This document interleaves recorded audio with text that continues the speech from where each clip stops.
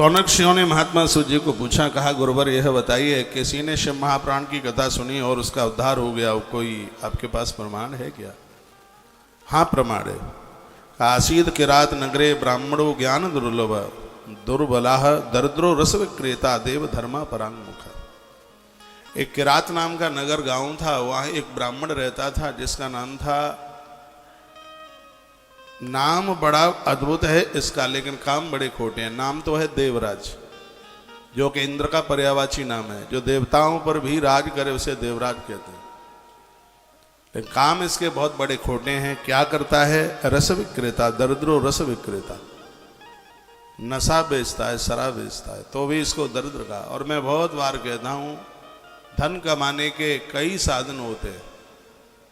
ऐसा व्यापार मत कीजिए जहां लोगों को आप परिचय भी न दे पाएं कि आप व्यापार क्या करते हैं। ईश्वर, आज मैं अभी 1 घंटे का लाइव प्रोग्राम कर रहा था अपने कमरे से। मैं बहुत अच्छी जगह पर रुका हूं, सांवरिया सेठ भगवान का मंदिर है, अद्भुत जगह, आनंद हो गया। और मुझे तो ऐसा लग रहा है कि शिव महारात्रि को जो मैंने भगवान के 4 अभिषेक किए, उसका मुझे तो तत्काल पुण्य मिल गया। पुण्य क्या मिला है कि मुझे 9 दिन सांवरिया सरकार के चरणों में रहने का सौभाग्य प्राप्त हो रहा है। बगल में वहां महादेव का मंदिर है। आज सोमवती अमावस्या में 1 लोटा जल चढ़ाने को गया था, उन्हें आनंद हो गया। यहाँ की समिति से मैं अति प्रसन्न हूँ। आपने रुकने की बड़ी अच्छी व्यवस्था करी है, बहुत आनंद, सुबह शाम आरती का आनंद हो रहा है। अभी मैंने 1 घंटे का लाइव टेलीकास्ट कार्यक्रम किया है अपनी कुटिया से। संत निवास में रुका हूं मैं, बहुत अच्छी जगह, हरिहर मंदिर के सामने बैठ करके मैंने कुछ चर्चा करी है। उसमें लिंग पुराण का एक बड़ा वाक्य था, बड़ा सुंदर। उसमें ये बात कही गई थी, जो लोग हिंसक नहीं है, मांस मदिरा को प्रयोग में नहीं लेते, किसी से दुश्मनी नहीं रखते, ऐसे लोगों को की गई पूजा का करोड़ गुना फल तत्काल प्राप्त हो जाता है, देर नहीं लगती। आज ही मैं बोला हूं, पहली बार बोला हूं। यह शब्द बोल करके मन गदगद हो गया है, इसलिए पूरा देश मुझे सुन रहा है। मैं कहूँगा परम सात्विक बनिए, शाकाहारी बनिए। यहाँ तक कि लाल मिर्च भी कम खाइए, क्योंकि लाल मिर्च क्रोध को पैदा कर ही देती है। हाँ, स्वभाव को थोड़ा खोटा सा कर देती है। ऐसी चीजें लीजिए। और मैं बराबर बताता रहता हूँ, जैसे सात्विक सतोगुण बढ़ता है, दूध पीने से सतोगुण बढ़ता है, मक्खन लोनी खाने से सतोगुण बढ़ता है। लोनी जानते हैं? मक्खन होता है लोनी, ये बड़ा प्रभावशाली। इसको रोज लेने से नशा छूट जाता है, इतना इसका प्रभाव है। तो ये चीजें लीजिए। दालें हैं कुछ, जैसे मूंग की दाल है, ये सतोगुण की वृद्धि करती है, सतोगुण बढ़ाती है। ये मूंग की दालें है, सात्विक गुण बढ़ाती है। तो ये चीजें हैं जिससे खान पान को ऐसा करने से भजन में मन लगता है। चाय तमोगुणी बना देती है, थोड़ा चिड़चिड़ापन का स्वभाव बना देती है। तो आप सात्विक सहज जीवन जिएंगे तो आपको किया गया हर सत्कर्म पूरा करोड़ गुना ही फल मिलेगा। आपके बच्चे कुछ व्यापार चलाने की बात कर रहे हैं तो उन्हें बोलना, बेटा बिस्किट बेचना, लेकिन गुटखा की पुड़िया मत बेचना, दुकान से मत बेचना बीड़ी सिगरेट। उनको क्या कहूं मैं, जो शराब के ठेके लिए हुए हैं, मदिरा बेचते हैं, शराब बेचते हैं। आप कहोगे सरकार से ठेके लिए, तो सरकार बेचे ना, आप क्यों बेच रहे हैं? गवर्नमेंट को बेचने दो। मुर्गी फार्म हाउस मत बनाइए। धन कमाने के बहुत साधन हैं, उसके द्वारा आप पैसा कमाइए। यह देवराज की कथा यही संदेश हमें देती है। वर्णन है इसमें कि दरिद्रो रस विक्रेता, शराब बेचता है तो भी बहुत दरिद्र है। देव धर्म परांग मुखा, देवताओं से बहुत दूर है।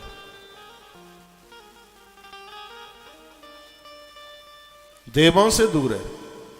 संध्या स्नान परिवृष्टो वैश्या वृत्ति परायण, कभी भी नहाता नहीं है। आपका ध्यान इधर हो, हमारे ग्रंथों में लिखा 1000 काम करने से पहले स्नान करो। आप तो करते ही होंगे, सब लोग नहा के आए, सब नहाए। आप तो सोमवती अमावस्या आए नहाए ही होंगे, रोज नहाया करो। भोर में आपको शायद पता हो तुलसी बेलपत्र सब नहाने के बाद ही तोड़े जाते। मैंने तो यहाँ तक पढ़ लिया है, घर की 2 जगह ऐसी हैं जहाँ झाड़ू स्नान करके ही लगाया जाता है। एक है आपका मंदिर और एक है आपकी रसोई। कहाँ कोई दिक्कत हो रही है क्या है?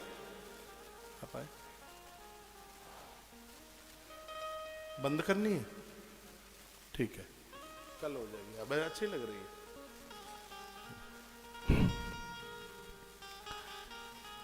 तो 2 जगह ऐसी हैं, एक है मंदिर आपका और एक आपकी रसोई। इन दोनों जगह स्नान करके ही घुसिए। सुबह आप जब चूल्हा जलाने को जाते हैं, चाय बनाते हैं, क्या 1-10 मिनट और पहले जग लीजिए। स्नान करके आप रसोई में घुसेंगे तो आपके घर में बरकत होगी, समृद्धि बढ़ेगी। और ऐसी रसोई का कुछ प्रसाद खाने पीने को मिल जाए, समझ लो जगन्नाथ भगवान की रसोई से प्रसाद मिल गया यार। और मैंने तो ऐसी ठान रखी है कि मैं अपनी बहनों को बिना नहाए रसोई में नहीं घुसने दूंगा। और इसके लिए हर कथा में बोलता रहूंगा। और आप मेरी भगनी हैं, माता हैं, तो मेरी बात आप मानती भी रहेगी। तो ये तो कभी स्नान करता नहीं है, पूजा पाठ करता नहीं है। आप कितने भी व्यस्त क्यों ना हो, भगवान के 108 नाम तो रोज लीजिए। सबके घर में तुलसी रुद्राक्ष की माला हो। सुबह स्नान करने के बाद अपने थोड़े काम धाम से फ्री होकर के और थोड़ा मंदिर में बैठकर एक जोत जला करके 108 नाम भगवान के रोज ले लीजिए। कोई गुरु नहीं है तो भगवान को गुरु मानकर, शिव को मान करके ओम नमः शिवाय, और नारायण को गुरु मान करके ओम नमो भगवते वासुदेवाय। बिना गुरु के ओम लगाने का अधिकार नहीं है, तो मेरी व्यासपीठ को अपना मान करके फिर ओम लगा करके आप भगवान का नित्य जप कीजिए। बैठ करके जप कर रहे हैं तो हाथ में माला लीजिए, चलते फिरते कर रहे हैं तो माला नहीं। वैसे आगे इसमें जप महिमा का वर्णन है, वह मैं आपको निवेदन करता रहूंगा। देवराज ख्यातो विश्वस्तः जनवंचकः। नाम है देवराज, काम बड़े खोटे करता है। सभी प्राण क्षत्रियान वैश्यान शूद्रान शापि तथा परान हत्वा नाना विषण्णैव तत्पधन अपहारतः। ऐसा कोई 4 वर्णों में से इसने लोग नहीं छोड़े जिनके घरों में डकैती ना इसने डाली हो, जिनका लूटा ना हो। और जाति से देखो ब्राह्मण है, काम इतने खोटे हैं। नाम है देवराज। धर्माद बहुवित्तानि पश्चातो ना जिताने भाई। अधर्म की भी कोई सीमा होती है। इसने इतना अधर्म, इतना अन्याय, इतना इसने अपराध किया। एक दिन की बात ही क्या हुआ, बहुत सुनने लायक कथा है। मुझे शिव महापुराण में बड़ी फेवरेट कथा लगती है, इससे सीखने को बहुत कुछ मिलता है। पहले तो बंधुजन माता ये बताइए, मेरी लैंग्वेज, मेरी भाषा आपकी समझ में आ रही है? हाँ, बात समझ में आनी चाहिए। आवाज पीछे तक सही है माइक की? धन्यवाद। तो एक दैक तड़ागे शैष्णातुम यातुम ईश्वरा वैस्या स्वभावतीं नाम दृष्ट्वा तत्रात विबला। एक दिन शराब बेच के आ रहा था, रास्ते में कोई सरोवर, कोई तड़ाग मिला, प्यासा होगा। सरोवर के पास पहुंचा, वहां इसने देखा कि बिना कपड़ों के एक स्त्री स्नान कर रही थी। गड़का थी, देह का व्यापार करती थी, संस्कार उसके पास थे नहीं। उसका नाम था शोभावती, सुंदर ज्यादा थी। हमारे ग्रंथ कहते हैं कि माताएं सार्वजनिक जगह पर स्नान करें या अपने घर बाथरूम में, यदि वस्त्र पहनकर नारी स्नान करती है तो उसके पुण्य बहुत बढ़ते हैं, बहुत ज्यादा बढ़ते हैं। नारी के स्नान की एक महिमा और एक विधि का वर्णन किया गया। नारी वस्त्र पहन करके, जो भी कोई पुरुष नारी को विवस्त्र देखता है, बिना कपड़ों के देखता है, दिन में उसने 10 गायों का भी दान किया होगा तो सगरे पुण्य क्षीण हो जाएंगे उसके। ऐसा हमारे ग्रंथों में लिखा है। तो यह स्त्री बिना कपड़ों के नहा रही थी और लुक लुक करके, छिप छिप करके उसको यह देख रहा था।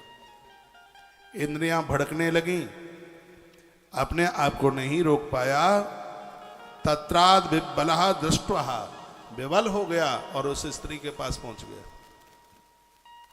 स्ववसम धननम विप्राह ज्ञाता इष्टात सुंदरी। उस सुंदरी को देखकर कहने लगा मेरे पास जितना पैसा है, धन है, वो सब मैं तुम्हें दे दूंगा, तुम मेरी पत्नी बन जाओ, तुम मेरी स्त्री बन जाओ।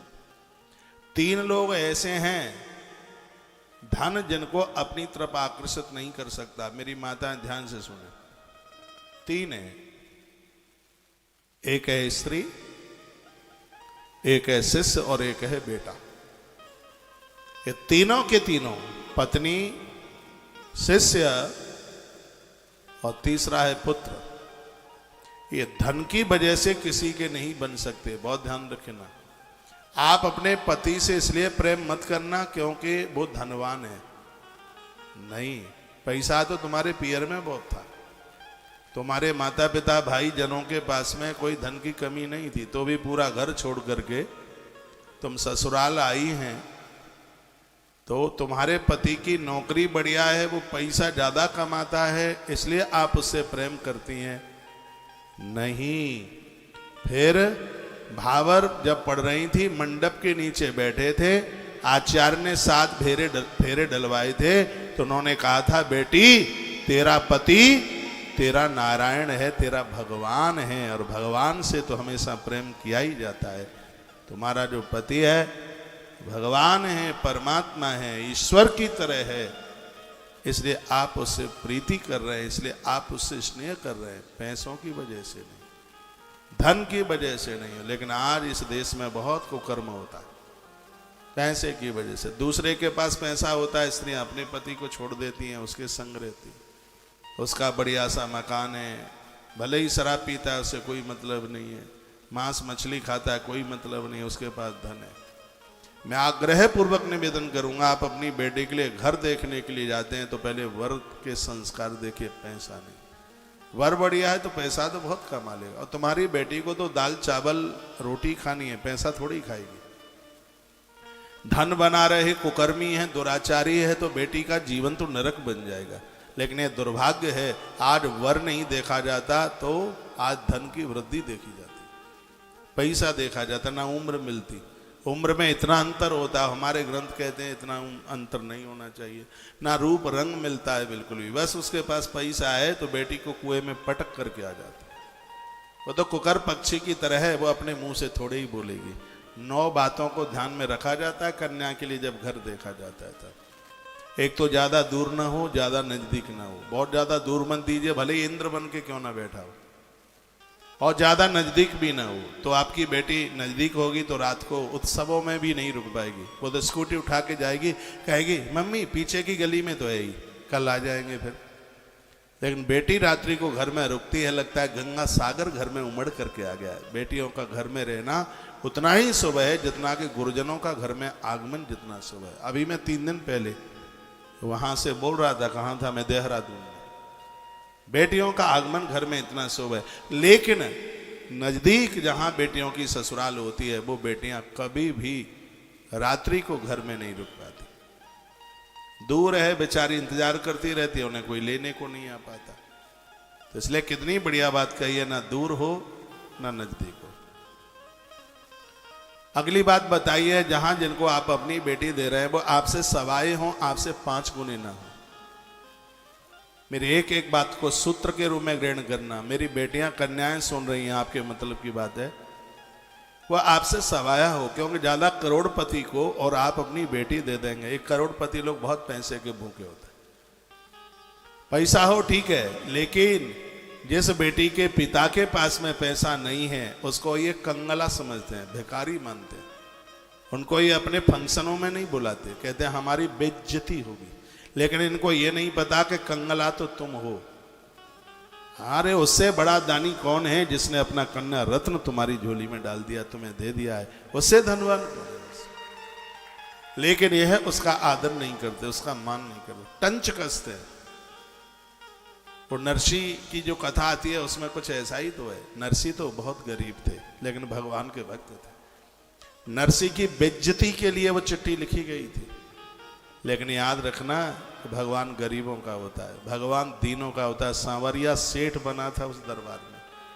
मैंने बहुत बार किसी कथा में, हाँ उदयपुर में मैं बोल रहा था कि इस सांवरिया को आप अपना भाई बना लीजिए। देवताओं के साथ रिश्ते जोड़े जाते हैं, हनुमान जी को गुरु बनाकर पूजो उसे।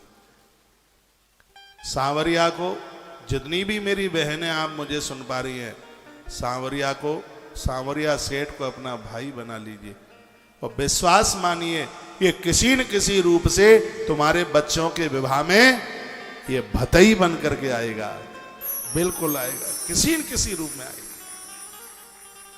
जीवन धन धन हो जाएगा, जीवन कृत कृत हो जाएगा। ऐसे अपना भाई बना लो। तो जहां आप अपनी बेटी दे रहे हैं, आपसे सवाया हो, 1.5 गुना हो, लेकिन आपसे 5 गुना होगा, तो ना तो बेटी की वैल्यू होगी और ना तुम्हारी वैल्यू होगी। ऐसे बहुत बेटियों के पापा लोग हैं, पिता लोग हैं, बेचारे उनके पास उतना पैसा है नहीं, बेटी अच्छे घर में चली गई है, बेटी कहती है पापा एक बार आ जाओ ना, तो वो रो करके कह देते हैं बेटा तेरा ससुर तो कुबेर है, वो हमें बेकारी मानता है, तो हम तो अपने घर पर ही ठीक हैं, तो आराम से रहे, आनंद से रहे। मैंने ऐसी फैमिलियों को देखा है और वह नहीं जाता। बेटियों को रोटी ही खानी है, सोना नहीं खाएंगी। तो जो 9 बातों को देखने में बोला है उसमें एक है भी है, एक है भी देखना, इस खानदान में कोई फांसी लगा के आत्महत्या करके जहर खा करके तो नहीं मरे। आप कहोगे तो इसका क्या फर्क पड़ता है? इससे यह फर्क पड़ता है जिस परिवार में लोग जिस घर में लोग आत्महत्या करके मरते हैं, तो वह जीव इतना परेशान होता है और उसकी परेशानी की वजह से इन घरों में स्त्रियां बांझ रह जाती हैं। उन्हें कोई बीमारी, मेडिकल बीमारी कोई नहीं होती, तो भी उनको संतान नहीं होती। और उसके ससुराल में सास क्या कहेगी उस बहू को? कहेगी कि ऐसी घर घेरो आ गई है हमारे घर में, ना तो औलाद होती है ना संतान होती है, मेडिकल जांच कराई जाती है, उसको कोई दिक्कत नहीं होती उस बहू को। उसको संतान इसलिए नहीं हो रही कि तुम्हारे पहले की पीढ़ी में कोई आत्महत्या करके मरा और वो इतना परेशान है, उसकी वजह से घर की स्त्रियां बांझ रह रही हैं, संतान नहीं हो पा रही। दोष उनको दिया जाता है और दोष उनका होता नहीं है। इसलिए इस बात का जरूर पता लगाएं। और मैं कहता हूं यह आत्महत्या करके मर जाना यह जीवन का कोई समाधान नहीं है, उस जीव की बड़ी दुर्गति होती है, बड़ा परेशान होता है। मैं विशेष रूप से अपनी बहनों को कहूंगा, अपने जीवन के साथ संघर्ष करना। आत्महत्या करके मर गए तो पियर भी परेशान और ससुराल भी परेशान। आप ये ना सोचना कि ससुराल में ही परेशानी है। बेटी आत्महत्या करके मृत्यु को प्राप्त हुई है, उसकी दिक्कत उसके पियर, उसके मायके में भी होती है। इसलिए भूल करके भी कभी गलती ना हो। यह वर्णन किया है 9 बातों में, बहुत बातें कही गई, इसमें यह भी बात है। अगली बात बताई कि उसकी कुल परंपरा देखिए उसको, और अगली बात बताई कि जहां आप अपनी बेटी को दे रहे हैं उस बच्चे के जो माता पिता हैं वो एक ही कास्ट के हैं कि नहीं, ये बहुत ज्यादा देखना जरूरी। नहीं तो गीता जी में लिखा है वर्ण संकरों का जन्म होता है। वहां अपनी बेटी दीजिए जहां आप अपनी बेटी को दे रहे हैं उस लड़के के माता पिता एक ही कास्ट के हैं कि नहीं। और जिन्होंने मन मुताबिक शादी करी, हम तुम राजी तो क्या करे काजी, तो थोड़ा सावधान रहना होगा, दिक्कत आ सकती है। हमने पढ़ा है कुल खानदान गोत्र देख करके शादियां होती हैं, तो उस बेटी की कोख से जन्म लेने वाला बच्चा 21 पीढ़ियों को तारण कर देता है। और ये चलतू विवाह है, मन मुताबिक बस ले आए उठा करके, तो उनके माध्यम से तो जन्म लेने वाली संतान को चांडाल कहा गया है। उसका कोई पिंडदान नहीं लगता, ना उसका कोई हवन यज्ञ लगता। हमारी भारतीय परंपराओं में, भारतीय संस्कृति में इन सब चीजों को बहुत देखा जाता है। मैंने 16 संस्कारों में ये बातें बहुत विस्तार पूर्वक पूर्व से निवेदित की है। आइए मैं थोड़ा प्रसंग को आगे के लिए बढ़ा रहा हूं। एक बार जयकारा लगाएं, बोलो भक्त वत्सल भगवान की जय हो, श्री हनुमान जी महाराज की जय श्री जय राधे जय जय। श्री राधे श्याम। तो स्ववसम धननम विप्रा ज्ञाता अष्टाद सुंदरी, वो धन के द्वारा उस स्त्री को अपने बस में कर रहा था। तुम्हारा पति ही आपको यह कहता है कि तू मुझसे इसलिए प्रेम करती है क्योंकि मैं 1 लाख रुपए हर महीना कमाता हूं, तो उसको जवाब देना, पैसा दे दो अपने कुल परंपरा को, मुझे नहीं चाहिए तुम्हारा पैसा। मैं धन के लिए नहीं, मैं धर्म के लिए परेशानी सह करके भी इस परिवार को आगे के लिए लेकर चल रही हूं। शिष्य पुत्र भी पैसे के लिए पिता की सेवा नहीं करता, वह अपना धर्म समझता है, क्योंकि पुत्र का धर्म है पुमान नाम के नरक से तारता है। ये धरती पर ऐसे बहुत खतरनाक पापा लोग हुए हैं, पैसा दूसरों को दे गए तो भी बच्चों ने उनकी सेवा करी, बहुत हुए हैं ऐसे जो अपने बच्चों को उनका अधिकार नहीं दे पाए। लेकिन पुत्र तो है ही ऐसा कि वो धर्म के लिए नहीं, वो धन के लिए नहीं पिता की सेवा, वो धर्म के लिए पिता की सेवा करता है, धन के लिए नहीं। और ऐसा ही शिष्य, किसी भी संत से आप जुड़े तो उसका मायने में अर्थ यह नहीं होना चाहिए कि हम गुरुजनों से जुड़े हैं तो मकान बन जाएगा, दुकान बन जाएगी, पैसा खूब आएगा। नहीं, गुरुजनों से जुड़ करके हम जीना सीख जाते हैं, गुरुजनों से जुड़ करके 2 कमाल हो जाते हैं। क्या? एक हमारा जीवन सुधर जाता है और अंत में हमारी मृत्यु सुधर जाती है। ये 2 चीज गुरु चरणों से प्राप्त हो जाती हैं, जीवन और मृत्यु। जीना सीख जाते हैं इन चरणों में रहकर और अंत में हमारी मृत्यु सुधर जाती है। गुरु चरणों का इतना बड़ा प्रभाव है। ऐसे बढ़िया शिष्य बने, जीवन कृतकृत हो जाएगा। तो शोभावती नाम की बिगड़ी स्त्री थी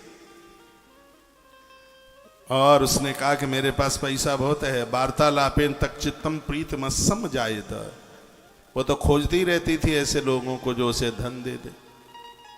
तो शोभावती नाम की वैश्या थी, गड़का थी, और वह उसकी स्त्री बन गई। श्रियम कर्तु सताम मेने पतिम कर्तुम च साध्य था एवं काम बसो भुत्ता बहुकालम बेजती। इसकी एक दूसरी पत्नी थी ही, बड़ी सीधी थी, बड़ी भोली थी। एक दिन क्या हुआ कि आसनी शयनी पानी भोजनी क्रीडने तथा, हमारे ग्रंथ में लिखा है पति और पत्नी का कितना भी प्रेम हो तो भी एक थाली में बैठ करके भोजन नहीं करना चाहिए। मेरी बात आ रही है आपके पास तक? मैं तो कहूंगा कि इस कथा को कलम और डायरी लेकर के सुन लोगे तो ज्यादा आनंद होगा, भूल नहीं होगी, गलती नहीं होगी और ये सूत्र काम में आते रहे। कितना सुंदर लिखा है कि जिन बर्तनों में आप बनाते हैं उस बर्तनों में कभी भी खाइए मत, घर की बरकत रुक जाएगी। मैंने तो देवियों को कुकर में खाते देखा है, खैर आप नहीं हैं तो आपकी बहनें होंगी। मैंने तो इन देवियों को कढ़ाई में खाते हुए देखा है, छोटी सी कढ़ाई है। मैंने पूछा दीदी आप कढ़ाई में क्यों खा रहे हैं? कहा थाली मांजनी पड़ेगी और इसको तो साफ करना ही पड़ेगा, तो फिर डबल बर्तन नहीं मांगना पड़ेगा। 100 आलसी गए तब एक आलसिन पैदा हुई, कुकर में ही बैठ जाएंगे खाने को, कढ़ाई में ही बैठ जाएंगे, बहुत तो परात में ही परोस करके साफ करना पड़ेगा। नहीं, पति से कितना भी आपका प्रेम है, और ये श्रीमान जी तो प्रेम दर्शाने के लिए तुम्हारे संग बैठकर जूठे ही खाएंगे। मैं तो आयोजनों में देखता हूँ एक ही टेबल पर एक ही थाली लगी है, उसी में बैठ करके खाते हैं। ये कोई प्रेम नहीं है, तुम्हें बुद्धू बनाते हैं। हाँ, ये बताते हैं कि हम तुम्हें कितना प्रेम करते हैं, कोई भटा नहीं करते प्रेम है। और आप सीधे हैं, आप इतने सरल हैं, और आप, मैं भड़का नहीं रहा हूं। क्या एक दूसरे का जूठन खाने से, जूठा खाने से प्रीति बढ़ जाती है? मुझे तो नहीं लगता। बहुत लोगों को ऐसी बुरी खोटी आदत होती है कि उनका कोई जूठा खाए तो वो बड़े खुश होते हैं। पति को छोड़ दे, पत्नी उस जूठे को खाए तो ये श्रीमान इतने खुश होते हैं, मेरी घरवाली कितनी अच्छी है, मेरा जूठा खाती है, मुझे इसने भगवान समझ लिया। ये बड़े खुश होते हैं। लेकिन कम आप भी नहीं है, आपकी थाली में से बचा हुआ यह खा ले तो तत्काल माँ को फोन कर देंगे, कि महाराज जी ये तो इतने अच्छे हैं, मेरी आधी रोटी बच जाती है तो ये खाते जरूर हैं, इतना प्रेम करते हैं, तब तक तो इनका मन ही नहीं लगता जब तक मेरी जूठन न खा ले तब तक। ये प्रेम होता है कोई है? ये ग्रंथ मना कर रहा है। मेरी बात मत मानो, शिव महापुराण की तो मान लो। इससे अनुष्ठान खंडित हो जाता है, इससे साधना क्षीण हो जाती है। जिस व्यक्ति ने जैसा खाया है उसके जैसे विचार होंगे और उसका खाने से हमारा वैसा ही विचार बन जाएगा। हम संत महापुरुषों का बचा हुआ क्यों ले लेते हैं? वो तपस्वी होते हैं, वो साधक होते हैं, उनके पास ऊर्जा होती है। और सत्य यही है कि व्यक्ति जिस कल्चर के साथ जीता है उसका बचा हुआ अन्न खाने से वैसा ही स्वभाव हमारा हो जाता है, इसलिए मना किया। हम भगवान का भोग लगा करके क्यों खाते हैं? हम भगवान का भोग लगा करके इसलिए खाते हैं क्योंकि भगवान सहज हैं और सात्विक हैं। ठाकुर जी का भोग लगा हुआ जब हम खाते हैं तो उसका असर हमारे चतुष्टय अंतःकरण के ऊपर पड़ता है।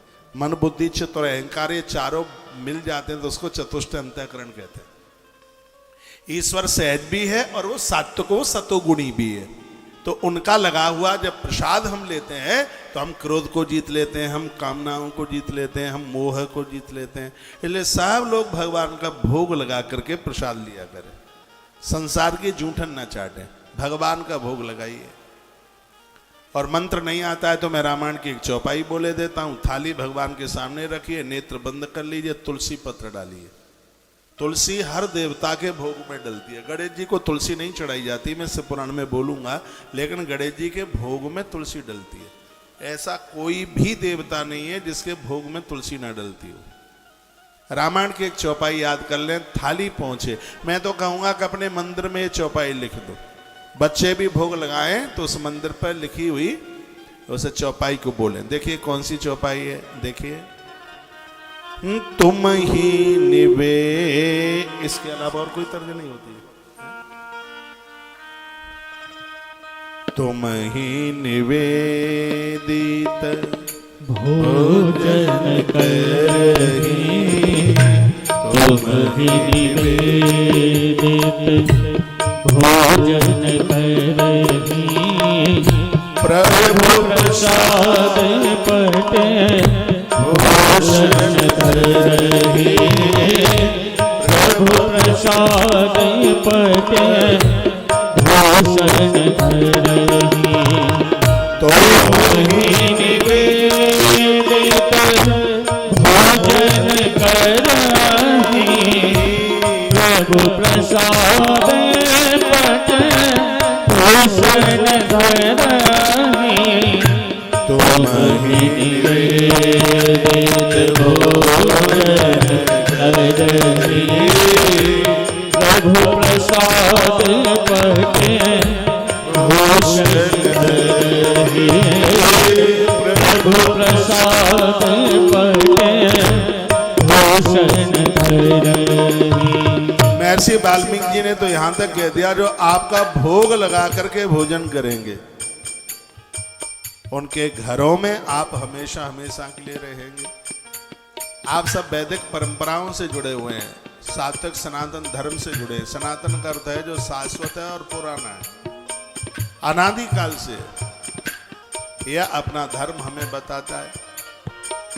ईश्वर को भोग लगा करके आप जीते हैं तो भगवान की गुणवत्ता हमारे हृदय में उतर के आ जाती है। हम लोग तो पानी का भी, जल का भी भोग लगाते हैं भगवान को। बिना भोग लगाए पेट में कोई चीज पहुंच ही नहीं सकती। नित्य ठाकुर जी का भोग लगाइए और वही चीज खाना जिसका भोग भगवान को लगता है। चाय का भोग भगवान को नहीं लगता, दूध का लगता। और यह बात जीवन में उतर के आ जाएगी तो फिर आप सात्विक ही आहार लेंगे, उठ पटांग आप ले ही नहीं सकते। एक बार और बोलिए, तुम ही निवेदित भोजन करहि, प्रभु प्रसाद पटे भूषण करहि, प्रभु प्रसाद पटे भूषण धरहि तुम ही निवेदित भोजन करहि तुम ही निवेदित भोजन करहि प्रभु प्रसाद पटे भूषण धरहि प्रभु प्रसाद पटे भूषण धरहि तुम ही निवेदित भोजन करहि प्रभु प्रसाद पटे भूषण धरहि प्रभु प्रसाद पटे भूषण धरहि प्रभु प्रसाद आद पटे भूषण धरहि तुम ही निवेदित कन करहि प्रभु प्रसाद पटे भूषण धरहि। देवराज ब्राह्मण बड़े कुकर्म और बहुत बड़ी गलतियां करने लगा। उसके माता पिता ने, पत्नी ने एक बार विरोध किया तो इसको इतना बुरा लगा कि रात्रि को सोते समय इसने अपनी पत्नी और माता पिता को मार डाला। कामी व्यक्ति क्या नहीं कर सकता। और इस देश में ऐसी बहुत घटनाएं घट रही हैं जो पुरुष दूसरी स्त्रियों के साथ जुड़े हैं। उन्होंने अपनी घरवाली को मार डाला। जो स्त्री दूसरे पुरुष के साथ जुड़ी है उस पुरुष का सहयोग लेकर के उसने अपने पति को मार डाला। ऐसी बहुत घटनाएं घट रही हैं, इसलिए बड़े सावधान रहने की जरूरत है। श्री से महापुराण में लिखा हुआ है कि जिस नारी के साथ आपकी 7 भामर पड़ी हैं वही आपका कल्याण कर पाएगी। ये बाजारू स्त्रियां तुम्हारा धन और तुम्हारे प्राणों को लेकर के भाग जाएंगी। भागवत में लिखा है स्त्री नाम नैवत विश्वासम। ऐसी स्त्रियों का कभी भी विश्वास नहीं करना चाहिए, वो कब मारक बन जाए। रायफल की गोली से आदमी बच जाएगा लेकिन ये दुराचारणी स्त्री है, ये जिंदा नहीं छोड़ेगी। स्त्री नाम नैवत विश्वासम। ऐसी स्त्रियां विश्वास करने के लायक नहीं है बिल्कुल। इसने रात्रि को अपने माता पिता, माइक को देखिए, और इसने अपनी पत्नी को मार डाला। एक ही ईशावसत रात्रहु मातरम पितरम बधूम प्रसुप्तान्यवधि दुष्टो धनम तेषाम तताहरत। माता पिता को मार डाला, पत्नी को मार डाला, धन पूरा का पूरा उस स्त्री को दे दिया। एक पात्रे सदा भोक्चित स वैश्यो ब्राह्मणान। इसके पास कोई गुण नहीं रहा, इतना बिगड़ चुका था। याद रखना, जिसकी जवानी बिगड़ी है उसका बुढ़ापा जरूर बिगड़ेगा, वृद्धावस्था जरूर बिगड़ेगी। बुढ़ापे में आनंद के साथ जीवन जीना चाहते हैं तो जवानी को कुकरमुत्तों की तरह मत निकालो। युवावस्था को समझो। इसको यदि बीमारियां फंस गई प्राण लेवा जानलेवा बन जाएंगे। इसलिए खोटे काम मत करो, गलत खान पान से बिल्कुल बचो, गलत जगह मन जाओ। जीवन में अच्छा गुरु, अच्छे माता पिता होना जरूरी है तो जीवन में अच्छे मित्र भी होना जरूरी है। मित्रों का बड़ा अच्छा असर होता है। बिगड़ी हुई सहेलियां मत बनाइए जो चौपट ही करके रख देंगी, चरित्र का हनन कर डालेंगे, गलत लोगों से जोड़ देंगी। गलत मित्र मत रखिएगा। दुष्ट संग प्रसंगे न मृत्युर एवं संशय। मेरे बड़े महाराज जी कहते थे, भारत माता मंदिर के अधिष्ठाता, वो कहते थे दुष्ट संग प्रसंगे न मृत्यु एवं संशय। दुष्ट संग प्रसंगे न मृत्यु एवं संशय। गलत व्यक्ति का संग पाकर यदि मौत भी हो जाए तो कोई भी आश्चर्य वाली बात नहीं है। इसलिए अच्छे लोगों का संग कीजिए, बढ़िया लोगों का साथ कीजिए, घटिया लोगों से बचिए। आपकी मित्र मंडली बढ़िया है तो उसका असर हमारे जीवन में पड़ता है। मैं बड़े आनंद में हूं क्योंकि मेरे मित्र घटिया नहीं है कोई। मैं साधुओं का संग करता हूं, अच्छे लोगों का साथ करता हूं। घटिया लोगों के पास मैं बैठना पसंद नहीं करता बिल्कुल भी। उनकी संगति हमें ठीक नहीं लगती। ये बात मेरे लिए नहीं, आप सबके लिए होनी चाहिए। यह ग्रंथ कहता है कि मित्र बांधवों का, मित्रों का बड़ा असर पड़ता है। रावण के पास में विभीषण कभी बैठता नहीं था, रावण के पास, इसलिए रावण के अपराधों से वो सुरक्षित बना रहा। जो तुम्हारी पूजा को लूटें, तुम्हारा चरित्र लूटें, ऐसे लोगों का कभी भी साथ मत करना। चाहे आप स्त्री हैं, चाहे आप पुरुष हैं, आप सरकारी डिपार्टमेंट में आपके ऑफिस में सब तरह के लोग हैं। आपके ऑफिस में ऐसे भी लोग हैं जो भजनानंदी है। मैं निवेदन करना चाहूँगा, आप हिंदू हैं, सनातनी हैं, आप अपने ऑफिस में भी जाएं तो माथे पर चंदन लगा के जाएं। चंदन की महिमा है हमारे ग्रंथ में, चंदनम महत पुण्यम सर्व पाप प्रणाशनम आपदाम अपहर्तारम लक्ष्मी तिष्ठति सर्वदा। हमारी वैदिक सनातन संस्कृति कहती है चंदन हमारी बहुत आपत्तियों को दूर कर देता है। जो हम अपने भाल पर जो चंदन रोली तिलक लगाते हैं, बहुत बड़ी आपदा को, आपत्ति को दूर कर देता है। मैंने बड़े बड़े अधिकारी और अफसरों को देखा है, वो अपने ऑफिस जाते हैं तो माथे पर चंदन लगा के जाते हैं। उनका कोई विरोध नहीं करता कि तुम पंडित जी बन के क्यों आए हैं। भैया हमारा कल्चर है, हमारा धर्म है, क्यों नहीं लगाएंगे। अपने अपने पति को बोलना, बच्चों को बोलना, बेटों को ऑफिस जाएं, दफ्तर जाएं, माथे पर चंदन रोली तिलक और हाथ में कलावा, हाथ को सूना मत रखिए। हमारे सनातनी लोगों की यह पहचान है। अरे तुम 1 लाख लोगों में से अलग से पहचान में आए कि तुम सनातन धर्म को फॉलो करने वाले लोग। माथे पर चंदन, हाथ में कलावा, माताएं बाएं हाथ में कलावा बांधती हैं, बाएं हाथ में, बेटियां अविवाहित कन्याएं दाहिने हाथ में कलावा बांधती हैं। माथे पर रोली चंदन तिलक टीका यह होनी चाहिए, यह जरूरी है। तो युवा अवस्था को सजा करके रखिए। यह जीवन यदि बढ़िया से निकल गया तो बुढ़ापे में इंजेक्शन नहीं लगेंगे, बीमारी नहीं होगी, और हंसते हंसते, खाते खाते, पीते पीते देवता नगाड़े बजा बजा कर लेकर के चले जाएंगे। कष्ट नहीं भोगना पड़ेगा। जितना भी धर्म सत्कर्म किया जाता है इसलिए वृद्धा अवस्था में कष्ट न भोगने पड़े, नहीं तो बुढ़ापे में कोई एक लुटिया पानी पिलाने वाला नहीं है। आज तो तुम्हारे पास में दामोदर प्रसाद है। दामोदर प्रसाद जानते हैं? डीपी शर्मा, दामोदर प्रसाद, दामोदर है संपत्ति। सब आपको पैसा है तुम्हारे पास में तो सब पराठे बना करके खिला देंगे आपको। पड़ोसी भी पूछ लेंगे। इस पैसे की, धन की तो बड़ी कदर लोग समझते हैं। और ठंडन पाल मदन गोपाल कुछ भी नहीं है तो घर की बहू कह देगी डुकरिया खुलखुल करती रहती है, ये अमराज सबकी सुन लेता है, इसके लिए तो कहां सो गया है, बोल देगी। इसलिए इस जीवन को ऐसा सजा के रखो। मैं निवेदन करूंगा, आप स्वस्थ हैं, जमीन में 1-8 घंटा रोज बैठने का अभ्यास करो। जमीन में बैठने से रीढ़ की हड्डी ठीक रहती है।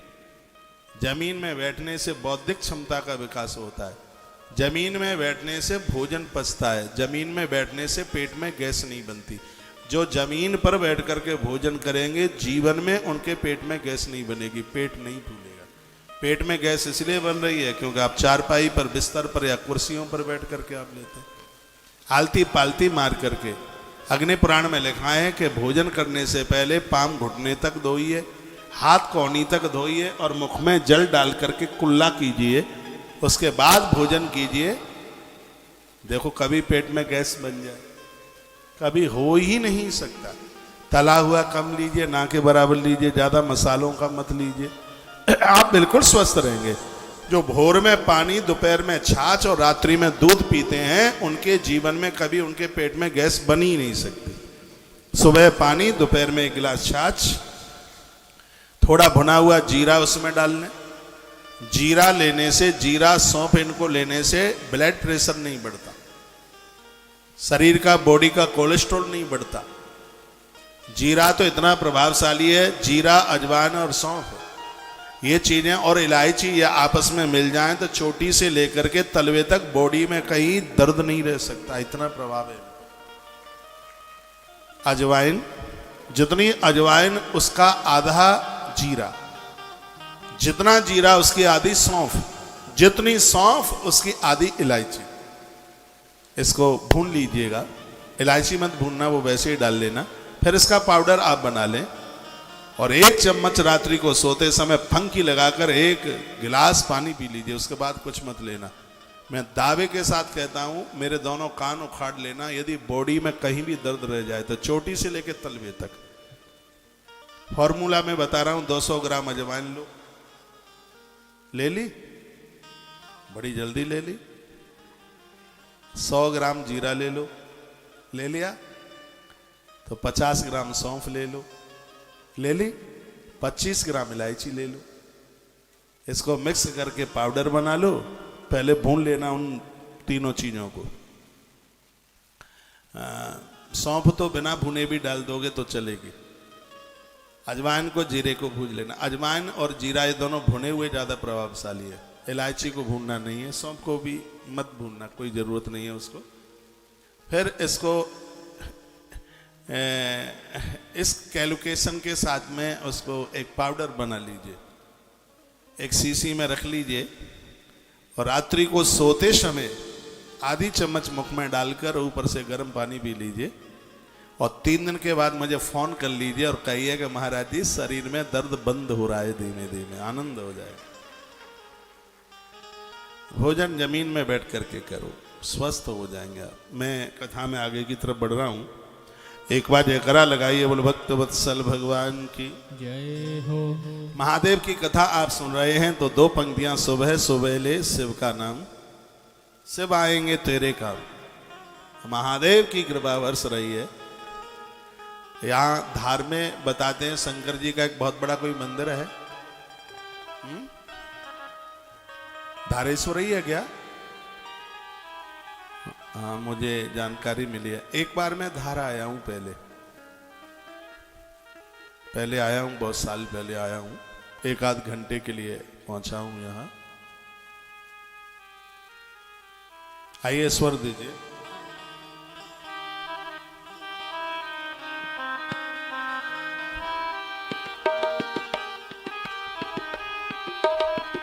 अंतरा से खुद को राख लपेटे फिरते औरों को देते वरदान। खुद को राख लपेटे फिरते औरों को देते धनदान। देवों के हित विष पीड़ाला, नीलकंठ को कोटि प्रणाम। देवों के हित विष पीड़ाला, नीलकंठ को कोटि प्रणाम। नीलकंठ को कोटि प्रणाम। सुबह सुबह ले शिव का नाम, कर ले बंदे ये शुभ काम। ओम नमः शिवाय, ओम नमः शिवाय, ओम नमः शिवाय, ओम नमः शिवाय।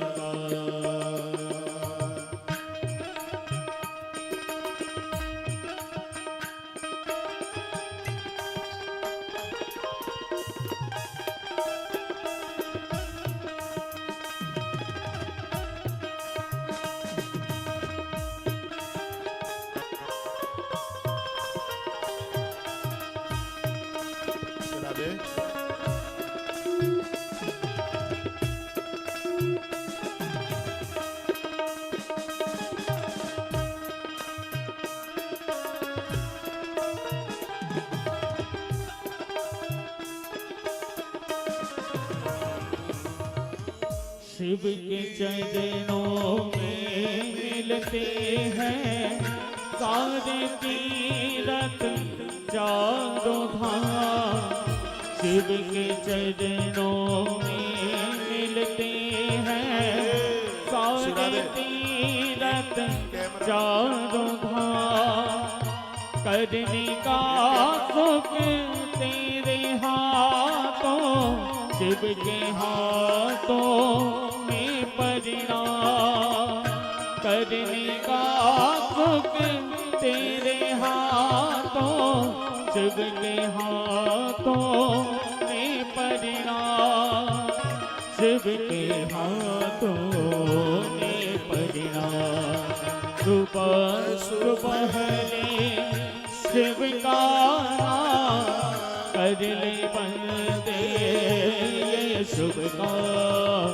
ओम नमः शिवाय, ओम नमः शिवाय, ओम नमः शिवाय, ओम नमः शिवाय।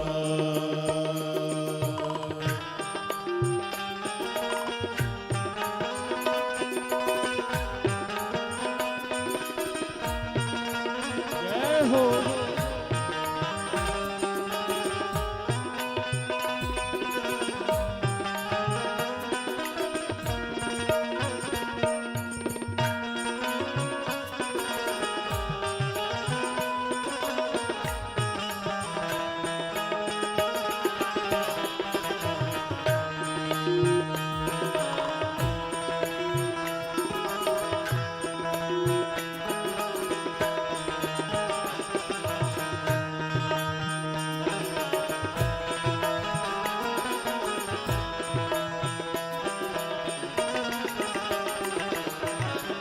शिव के रहते कैसी चिंता, साथ रहे प्रभु आठों याम।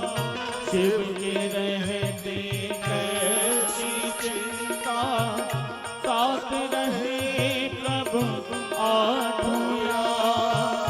शिव को भजने सुख पाएगा, मन को आएगा आराम। शिव को भजने सुख पाएगा, मन को आएगा आराम। मन को आएगा आराम। सुबह सुबह शिव का नाम कर ले बंदे ये शुभ काम। ओम नमः शिवाय, ओम नमः शिवाय, ओम नमः शिवाय, ओम नमः शिवाय। सुबह सुबह शिव का नाम कर ले बंदे ये शुभ काम। सुबह सुबह शिव का नाम कर ले बंदे ये शुभ काम। सुबह सुबह शिव का नाम, शिव आएंगे तेरे काम। ओम नमः शिवाय, ओम नमः शिवाय।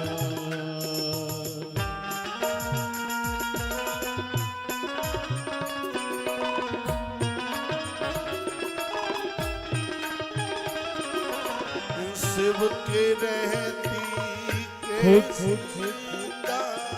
साथ रहे प्रभु आठों याम। शिव के रहते कैसी चिंता, साथ रहे प्रभु आठों याम।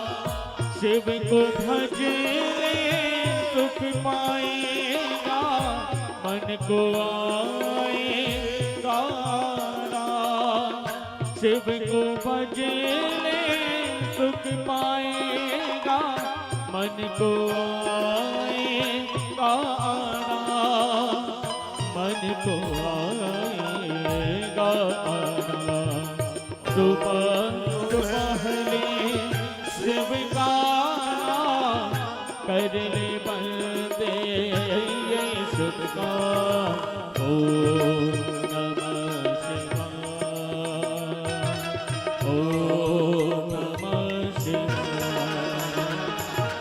ओम नमः शिवाय, ओम नमः शिवाय, ओम नमः शिवाय, ओम नमः शिवाय, ओम नमः शिवाय, ओम नमः शिवाय, ओम नमः शिवाय,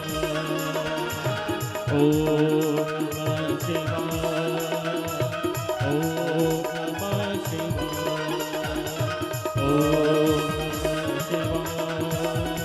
ओम नमः शिवाय,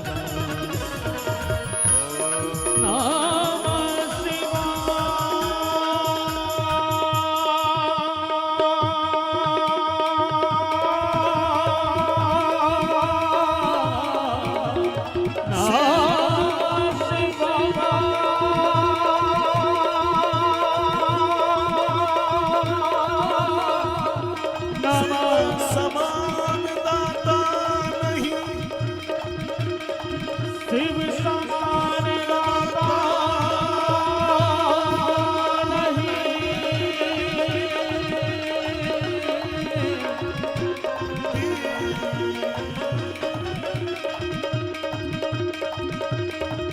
विपत विनारनाथ, विपत्ति निवारण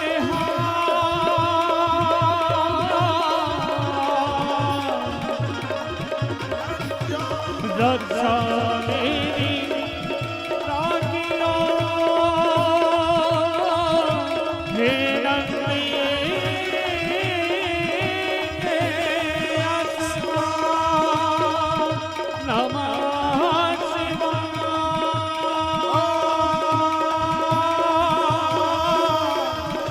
नमः शिवाय,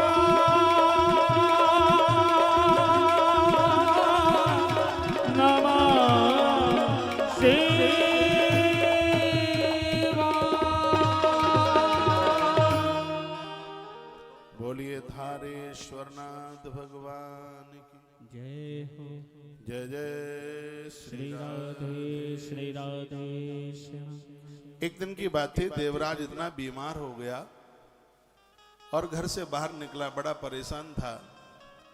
महादेव के मंदिर में कहीं कथा चल रही थी और जोर से पीड़ित होता हुआ ये पड़ा था वहां, और लिखा है इसमें, इसने कोई जान करके नहीं, अनजान करके वो कथा इसके कानों में जाती रही। देवराजस्य मासांते ज्वरेणा पीड़ितो मृता, 1 महीने तक पड़ा रहा वहां और कान से वो कथा के शब्दों को सुनता रहा। उसका परिणाम यह निकला कि जब देवराज की मृत्यु हुई, तदा यमपुरी मध्य महाकोलाहल हुए। यमराज के दूत लेने के लिए इसको आए, तो भगवान शंकर ने अपने गढ़ों से कहा कि मेरी कथा सुनते सुनते मृत्यु लोक में कोई मौत को प्राप्त हुआ है, इसलिए उसको लेकर के आइएगा।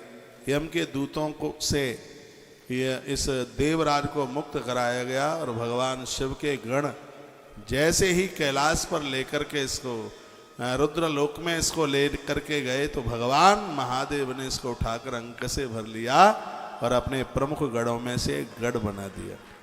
सूत सावधान करते हैं, सौनक ऋषियों, धोखे से कथा सुनी थी। कितना बड़ा अपराधी था यह, यहाँ तक जिसने अपने माता पिता और अपनी पत्नी को भी जिसने मार डाला।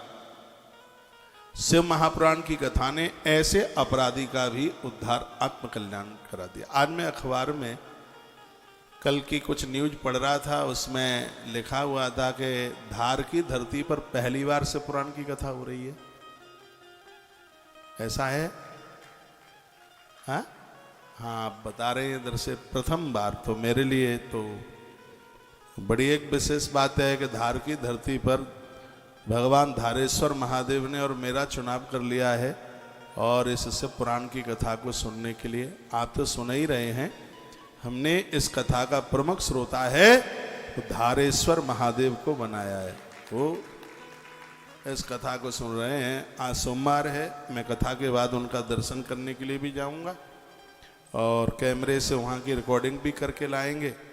बाहर जो भक्त हमें टीवी पर सुन पा रहे हैं, कल से उनको दर्शन भी रोज होगा धारेश्वर महादेव जी का, और भी कोई आसपास के मंदिर होंगे वो भी जिस मंदिर में हम रुके हैं सांवरिया सेठ, उनकी भी रिकॉर्डिंग कर लेना, तो आपको दर्शन घर बैठे ही दर्शन करने का सौभाग्य प्राप्त होगा। अभी हम उदयपुर में थे, वहाँ से सांवरिया सेठ का दर्शन करने के लिए गए।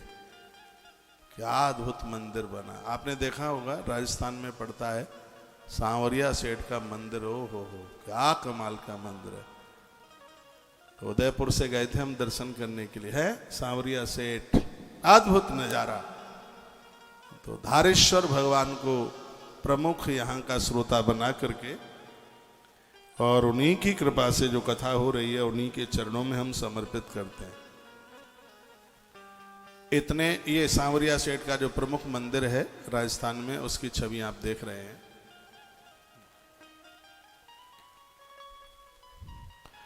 तो सोनक्षियों ने महात्मा सूत जी को कहा कि आपने इतनी अद्भुत कथा देवराज ब्राह्मण की सुनाई है, जिसने इतने अपराध किए तो भी वो मुक्ति को प्राप्त हो गया। आप कृपा करके ऐसी ही कोई दूसरी कथा आप हमें सुना दें तो आपकी बड़ी महती कृपा होगी।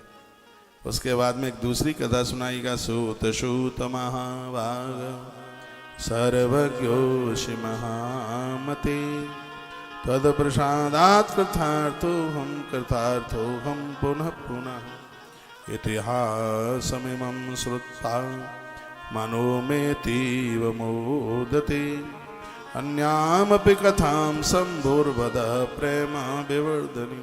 आनंद की बात यह है कि शिव पुराण की कथा इष्ट के चरणों में प्रीति जगाती, इष्ट का दर्शन कराती है। भले ही आप किसी और देवता के भक्त हैं, ये शिव महापुराण की कथा ऐसी है कि ये इष्ट से मिला देती है। नरसिंह मेहता का नाम सुना होगा, बड़ा अद्भुत है। नरसिंह जब बिटिया रामा का भात भरने के लिए जाते हैं तो बूढ़े तो बैल थे, टूटी सी गाड़ी थी, वो तो बिखर गई रास्ते में। ना कोई गांव, ना मोहल्ला, ना गली गलियारे, गाड़ी कौन बनाए। इतने में भगवान वहाँ कारपेंटर का भेष बना के आ गए और ठाकुर जी ने वो गाड़ी सब बना बुनू करके तैयार कर दी और चले गए। गाड़ी आगे बढ़ी और उसमें कुछ बाबा जी लोग बैठे थे और महात्माओं ने कहा था, नरसिंह जेब में है नहीं अंधेला और चल पड़े भात भरने के लिए, बात बिगड़ जाएगी, कुछ है नहीं, भात कैसे भरा जाएगा। तब नरसिंह ने अपनी श्रद्धा से एक बात बोली। नरसिंह ने कहा, देखो आधी रात गाड़ी टूट गई, यहाँ कोई गांव नहीं, मोहल्ला नहीं, और मुझे तो ऐसा लगता है कि यहाँ भी मेरे कन्हैया ने आकर के गाड़ी बना दी, तो जिसने गाड़ी बनाई वही भात भरेगा जाके। ईश्वर के प्रति हमारी ऐसी श्रद्धा होनी चाहिए। सांवरिया सेठ भगवान नरसिंह के भतई बने, नरसिंह का भात भराए। तो ऐसा मंदिर यहाँ धार की धरा पर है, तो आनंद तो हो ही रहा है सर्व प्रकार से। और मैं कहूँगा, नरसिंह का नाम मैंने इसलिए लिया है कि शंकर जी से जुड़कर इष्ट का दर्शन हो जाता है। इन्हीं नरसिंह जी की कथा आती है। इनकी भाभियाँ बड़ी झगड़ालुआं थी नरसिंह की, और भाभी को तो देवर के ऊपर ऐसे लाड करना चाहिए जैसे आप अपने बेटे के ऊपर करते हैं। सीता माई और लक्ष्मण का संवाद पढ़िएगा। माँ जानकी, लक्ष्मणलाल, शत्रुघ्न, भरत, इन्होंने जानकी माँ को भाभी कम, माँ ज्यादा माना। हाँ, उन्हें लाड दुलार जो ये किया, बड़ा अद्भुत रहा।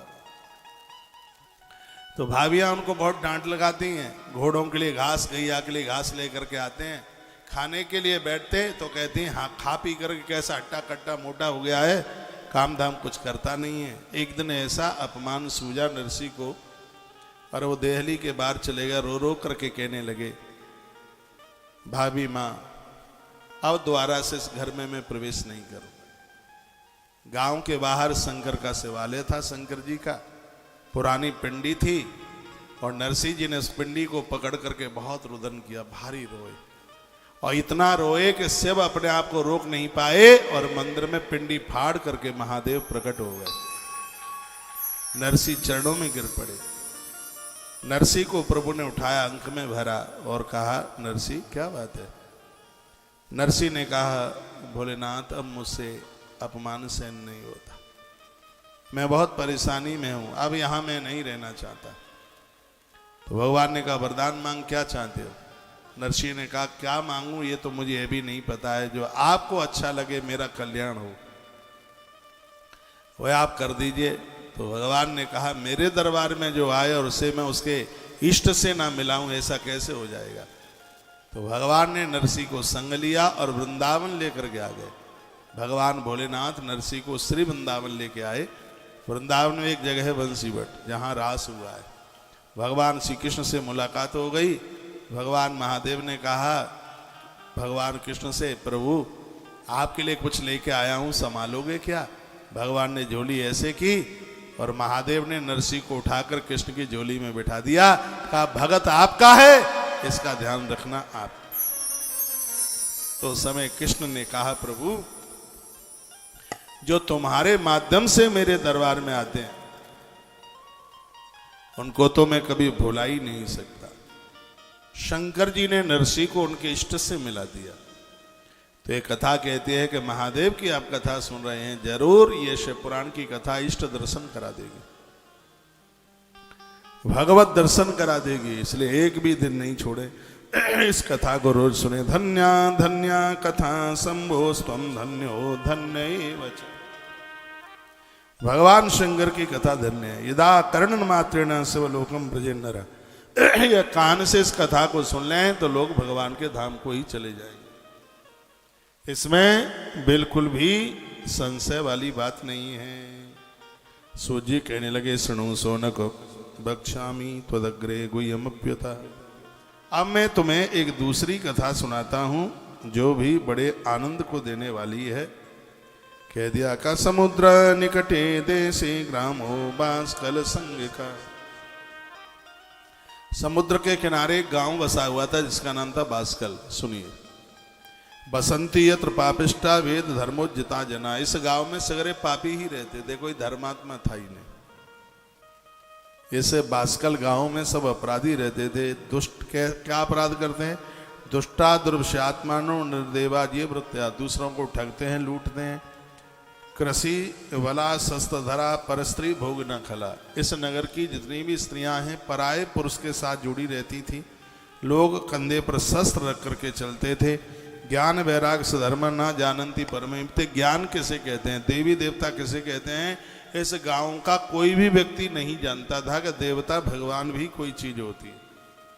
जानते ही नहीं थे। श्रिया सर्वास कुटिला स्वरेण्यम पाप लालसा। यहाँ की स्त्रियां पुरुष सब पाप कर्म करने में लालायत रहते थे।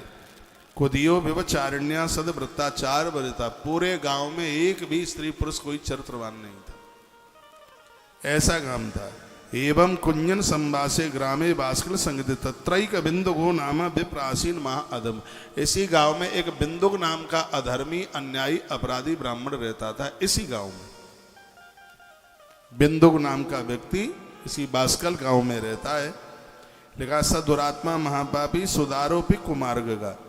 बहुत बड़ा कुमार्गीय है, दुराचारी है, दूसरों की स्त्रियों को ये भ्रष्ट करता है।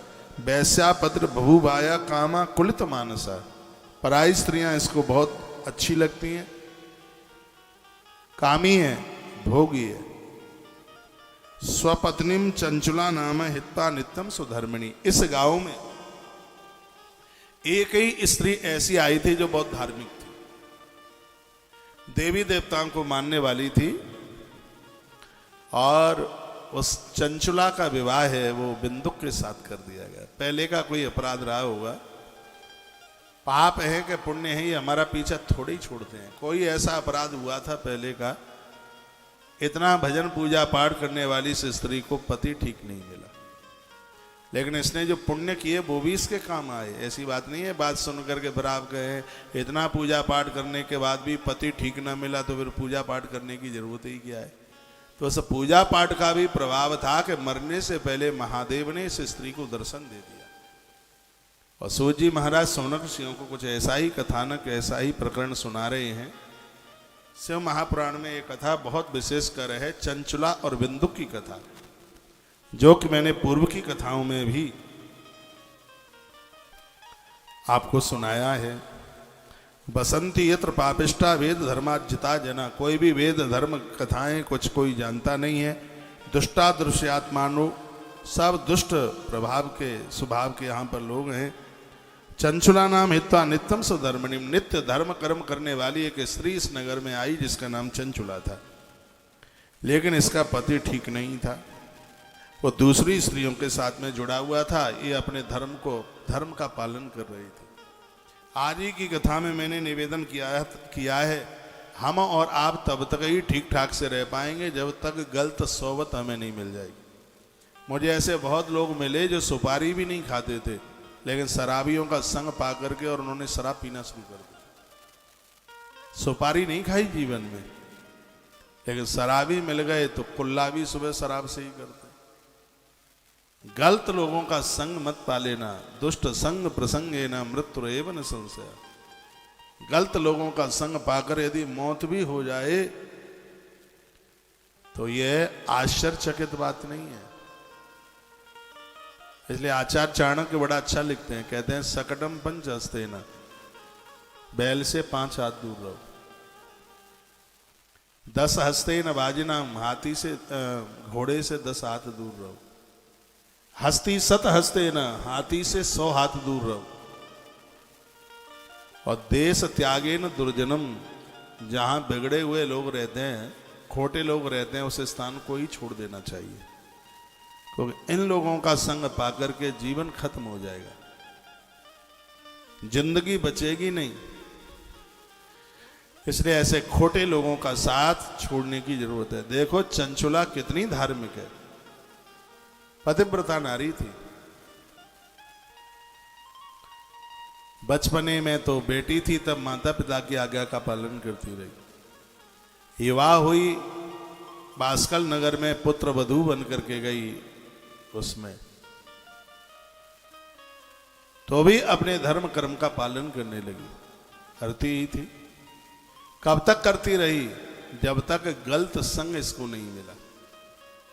एक दिन क्या हुआ कि इसके घर में एक गलत स्त्री चल करके आ गई और उसको इसने सहेली बना लिया। ये गलती कर बैठी, वो सहेली उसे बना लिया। और क्या बोली, हमने ऐसा सुना है रे चंचुला, तेरा आदमी बहुत बिगड़ा है।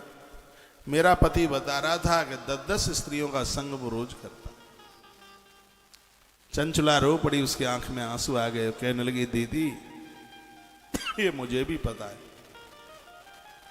क्या करें, हम तो अपने धर्म का पालन कर रहे हैं। हमारे माता पिता ने हमें कहा है कि बेटी, पति परमेश्वर होता है। हमने तो अपने पति को भगवान मान लिया है, बस उसी धर्म का पालन कर रहे हैं।